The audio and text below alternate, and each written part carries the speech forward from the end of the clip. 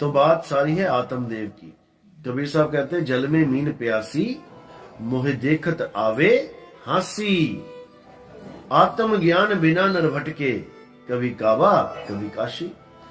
आत्म ज्ञान के बिना सब भटक ही रहे हैं, क्योंकि जिसको ढूंढना चाहते हैं वो भटक भटक के वो उनके अंदर छुपा हुआ है। यानी घर में ही वस्तु पड़ी है लेकिन तुम बाहर जाकर ढूंढने नहीं मिलेगी।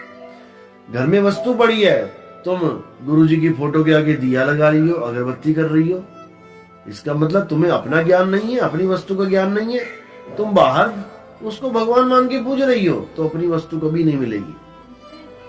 वस्तु हमारे अंदर है। घर में पड़ी वस्तु नहीं सूझे, बाहर ढूंढन जासी, जल में मीन प्यासी, मोहे देखत आवे हासी। तो अब क्या करना है? अब अपनी वस्तु का ज्ञान प्राप्त करना है। अब हमें अपना ज्ञान प्राप्त करना है, किसी और का नहीं। अब गुरु से क्या बोलना है? गुरु जी मुझे मेरा नाम दो, किसी और के नाम नहीं जपने हैं मैंने। तब समझ में आएगा ये आत्मज्ञान, तभी समझ में आएगा।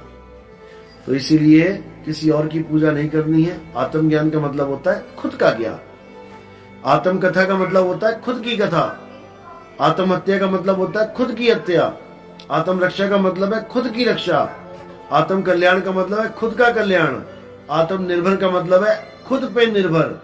ऐसे ही आत्म ज्ञान का मतलब है खुद का ज्ञान, ना कि किसी और का। अगर किसी और का नाम जपती रहोगी तो जन्म बर्बाद हो जाएगा।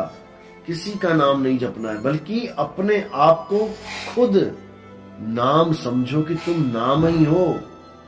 आत्मा का नाम ही नाम है। आत्मा को ही नाम कहते हैं और आत्मा सत्य है, इसलिए उस नाम को सत्य नाम कहते हैं, ना कि ओम सोहम सतनाम है। आत्मा ही सतनाम है, जिसका कभी नाश नहीं हो सकता, जो सदा सदा अटल है, सत्य है।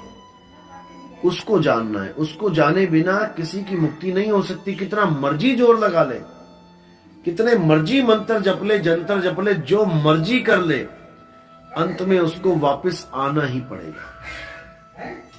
क्योंकि केवल आत्म ज्ञान ही है जो आपको मुक्ति दे सकता है। जब लगना चीनोगे आत्म, तब लगना मिली है परमात्म। आत्म चीने परमात्म चीने, संत कहावे सोए, यह भेद काया से बाहर पूज्य बिरला कोई। ये काया से बाहर का भेद है, ये काया के अंदर का भेद नहीं बताया जा रहा आपको। ये काया